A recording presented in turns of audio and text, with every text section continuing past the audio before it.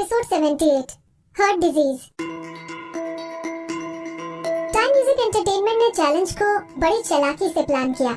उन्होंने पहले press conference बुलाई और होने वाले कंपटीशन के बारे में सारे न्यूज़पेपर में छपवा दिया। मुक्ति ने न्यूज रिपोर्टर के सामने ऐसा दिखाया जैसे कि वो बहुत मासूम हो। भले ही मैं अभी तक अपने हार्ट की कंडीशन से पूरी तरह रिकवर नहीं कर पाई हूँ, लेकिन मैं इस चैलेंज को एक्सेप्ट करती हूँ। मैं सबको दिखा दूंगी कि मैं एक प्रोफेशनल आर्टिस्ट हूँ और मेरा किसी दूसरे आर्टिस्ट से कुछ भी लेना देना नहीं है। मुक्ति के फैंस अपनी आइडल की प्रेस कॉन्फ्रेंस देखकर बहुत खुश हुए। सब लोगों ने उसकी हार्ट कंडीशन वाली कहानी को सच मान लिया। सब लोगों के मन में मुक्ति के लिए सिंपैथी जाग उठी। हमारी आइडल को चाटा खाना पड़ा और हार्ट अटैक से भी गुजरना पड़ा। देखो हमारी आइडल कितनी स्ट्रॉन्ग है। बेशक मुक्ति मैम पूरी तरह से रिकवर नहीं हो पाई है, लेकिन फिर भी वो विदुषी शर्मा के इस चैलेंज को एक्सेप्ट करने से पीछे नहीं हटी। विदुषी शर्मा हमारी आइडल के कंपैरिजन में ज्यादा हेल्दी है। वो मुक्ति मैम की इस हालत को देखकर उनको कैसे चैलेंज कर सकती है। एक बार फिर से विधि को लोगों की बेइज्जती सहनी पड़ी। मेघना ने काफी सारे न्यूज़पेपर और ऑनलाइन न्यूज वेबसाइट पर जाकर आर्टिकल्स पढ़े। वो गुस्से में हंसते हुए बोली, वो फिर से अपनी नकली एक्टिंग लोगों को दिखा रही है। वो हमेशा ऐसा ही करती है। मैं भी देखना चाहती हूँ इसकी ये नकली एक्टिंग लोगों के सामने कब तक काम करती रहेगी। विधि के चेहरे पर घबराहट भरी मुस्कुराहट आ गई। इस मुक्ति की नकली एक्टिंग ज्यादातर काम कर जाती है। विधि की पुरानी लाइफ में मुक्ति उसकी बहन थी, लेकिन विधि हमेशा उसकी झूठी एक्टिंग की ट्रिक में बार बार फंस जाया करती थी। मुक्ति अपनी सिंपैथी वाली एक्टिंग में माहिर हो चुकी थी और वो लोगों के दिल में अपनी एक्टिंग से बहुत जल्दी सिंपैथी गेन कर लेती थी। मुक्ति अच्छे से जानती थी कि लोगों के सामने अपने आप को कमजोर और मासूम दिखाने में पब्लिक उसके फेवर में जरूर खड़ी हो जाएगी। वहाँ दूसरी तरफ विधि उसके चैलेंज के लिए अकेली खड़ी थी, इसीलिए लोगों को वो एरोगेंट लग रही थी। लोगों के सामने सच्चाई न आने की वजह से मुक्ति ने थोड़े ही दिनों में काफी पॉपुलैरिटी गेन कर ली, लेकिन इस चैलेंज की वजह से विधि और मुक्ति दोनों की पॉपुलैरिटी दांव पर थी। बहुत सी एंटरटेनमेंट कंपनी इस चैलेंज के बीच किसी आर्टिस्ट का पैसा नहीं लगाना चाहती थी। उन कंपनियों को पता था कि यहाँ पर इन्वेस्ट करने में बहुत रिस्क है। किसी आर्टिस्ट ने अपने नाम पर कोई कंपनी चलाई थी तो सिर्फ वो द डीवा विधि थी, जिसने अपने नाम से टाइम म्यूजिक एंटरटेनमेंट को एंटरटेनमेंट बिजनेस में सबसे टॉप की पोजीशन पर लाकर खड़ा कर दिया था। विधि की सोच काफी ऊपर थी और वो अपनी खूबसूरती दिखाने में कभी शर्माती नहीं थी। ये चैलेंज मुक्ति और विधि में से किसी एक को डीवा बना सकता था और दूसरे का करियर बर्बाद कर सकता था। कोई भी कंपनी ऐसे आर्टिस्ट में इन्वेस्ट नहीं करना चाहती थी जिसकी पर्सनालिटी किसी बड़ी आर्टिस्ट से मिलती हो, जैसे कि लोगों की नजर में विदुषी विधि की परछाई थी। इसके पीछे बस एक ही रीजन था। विधि ने अपनी पर्सनालिटी का बेंचमार्क इतना ऊपर सेट किया था कि लोगों की नजर में विदुषी का उस बेंचमार्क तक पहुंचना नामुमकिन था। विदुषी शर्मा को प्रमोट करना विविड डांस एंटरटेनमेंट के लिए काफी रिस्की मूव था। मेघना ने खुद को इस चैलेंज को लेकर मेंटली प्रिपेयर कर लिया था। विदुषी, मेघना के एक्सप्रेशन गुस्से वाले हो गए। अगर टाइम म्यूजिक एंटरटेनमेंट इतना नीचे गिर सकता है तो हम भी उनके साथ एक गेम खेलते हैं।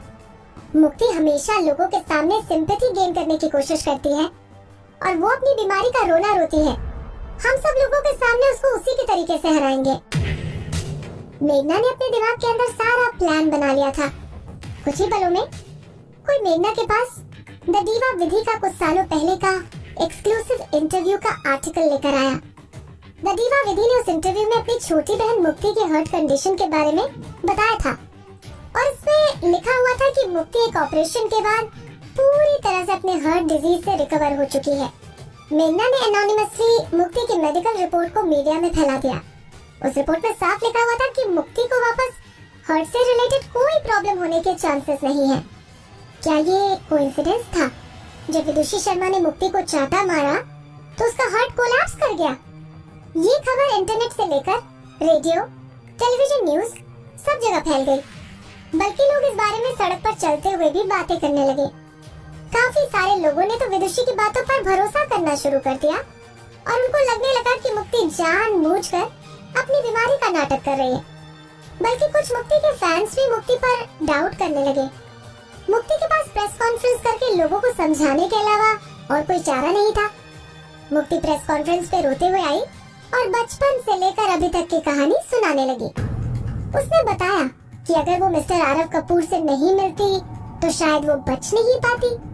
बेशक आरव कपूर ने मेरे लिए बेस्ट से बेस्ट ट्रीटमेंट का इंतजाम करवाया, लेकिन मेरी बीमारी ज्यादा सीरियस थी, इसीलिए मैं उससे पूरी तरह से रिकवर नहीं कर पाई। कुछ ऑपरेशन के बाद तो डॉक्टर बस मेरी बीमारी पर नजर रखने लगे, लेकिन वो मुझे पूरी तरह से ठीक नहीं कर पाए।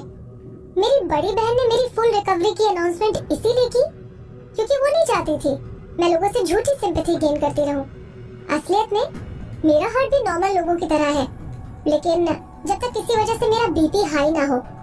नॉर्मली मैं अपना ध्यान रखती हूँ क्योंकि मैं जानती हूँ कि मेरी बॉडी और लोगों के मुकाबले वीक है, लेकिन उस दिन मुझे नहीं पता था कि विदुषी शर्मा मुझे चाटा मारकर जमीन पर गिरा देगी। इसी रीजन की वजह से मेरा हार्ट कोलैप्स कर गया।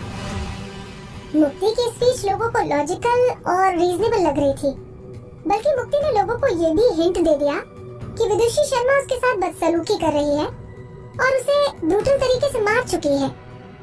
मुक्ति के जो फैंस उसके अगेंस्ट सोच रहे थे, अब वो उसकी प्रेस कॉन्फ्रेंस से सेटिस्फाइड हो गए, लेकिन विधि के फैंस इतनी जल्दी नहीं मानने वाले थे और वो इस मैटर को अपने तरीके से इन्वेस्टिगेट करना चाहते थे। मुक्ति के खिलाफ कोई एविडेंस मिले? विधि ने मेघना से पूछा। मेघना कॉन्फिडेंट होकर बोली, तुम इतनी परेशान क्यों हो रही हो? बॉस इस मैटर को अपने हिसाब से सेटल कर लेंगे। उन्होंने अपनी तरफ से किसी को इन्वेस्टिगेट करने के लिए भेज दिया है और मैं जानती हूँ हमें जल्दी ही एविडेंस मिल जाएंगे। हाँ, आप सही बोल रहे हो। विधि ने मेघना के कहने पर परेशान होना छोड़ दिया। आज तक जो कुछ भी मेघना ने विधि के लिए किया, उससे विधि को मेघना पर भरोसा होने लगा था। जैसे मोहित अपनी इन्वेस्टिगेशन सीक्रेटली कर रहा था, वहीं दूसरी तरफ विदुषी शर्मा के फैंस खुद भी इस मैटर को इन्वेस्टिगेट करने की कोशिश कर रहे थे। विदुषी शर्मा के फैंस उसके डिफेंस के लिए सामने आ गए और वो नहीं चाहते थे कि विदुषी और मुक्ति की लड़ाई में कहीं विदुषी अकेली पड़ जाए। उन दोनों के बीच की लड़ाई सीरियस होने लगी। विदुषी और मुक्ति के फैंस अपने अपने आइडल्स का साथ नहीं छोड़ना चाहते थे। इस लड़ाई की वजह से लोग विदुषी शर्मा को जानने लगे। हालांकि लोगों ने विधि की बेइज्जती करनी नहीं छोड़ी। विधि ने पॉजिटिव ऑडियंस के बजाय नेगेटिव ऑडियंस गेन की। विधि के कंपैरिजन में मुक्ति को बहुत फायदा हुआ। मुक्ति ने एक बार फिर से पब्लिक को अपनी एक्टिंग दिखाकर उनकी सिंपैथी अपनी तरफ कर ली। उसके सॉन्ग्स पॉपुलर होने लगे और उसकी रीसेंट मन्नत परफ्यूम की कमर्शियल ने लोगों के दिलों में अपनी जगह बना ली। हाँ, मन्नत परफ्यूम के नए प्रोडक्ट ने मुक्ति के साथ मार्केट में एंट्री ली। वो इस सीजन का नया प्रोडक्ट था। उस परफ्यूम की खुशबू लोटस जैसी थी। उस कमर्शियल के ऊपर पब्लिक की ओपिनियन मुक्ति के साथ हो गई। मन्नत परफ्यूम की पॉपुलैरिटी बढ़ गई और जल्द ही उन्होंने सड़कों पर अपने प्रोडक्ट के पोस्टर लगा दिए। उस रात विधि अनिरुद्ध की स्टूडियो की बालकनी में खड़ी होकर अंधेरे में चमक रहे इलेक्ट्रॉनिक बोर्ड की तरफ देख रही थी, जिसमें मुक्ति की एडवर्टाइजमेंट रिपीट पर चल रही थी। द प्लेन लोटस, एक व्हाइट कलर का लोटस क्रिस्टल क्लियर बॉटल में लगा हुआ था।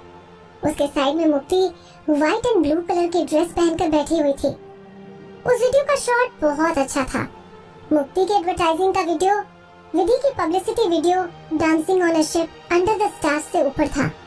विधि स्टूडियो की बालकनी में खड़े होकर चुपचाप अपनी बहन की एडवर्टाइजिंग को काफी देर तक देखती रही। वो वहाँ खड़ी होकर सोचने लगी, क्या उसकी बहन बचपन से ही ऐसी थी या फिर उसकी बहन ने अपना असली नेचर उससे छुपा कर रखा था, या शायद वो आरव कपूर के साथ रहकर बदल गई। अब वो एरोगेंट और सेल्फिश लग रही थी, अपने बचपन से बिल्कुल अलग। तुम बाहर क्या देख रही हो? पीछे से अनिरुद्ध की आवाज आई। जैसे वो पास आया, उसे गुस्सा आ गया। तुम उसकी तरफ क्यों देख रही हो? वो हमारी दुश्मन है।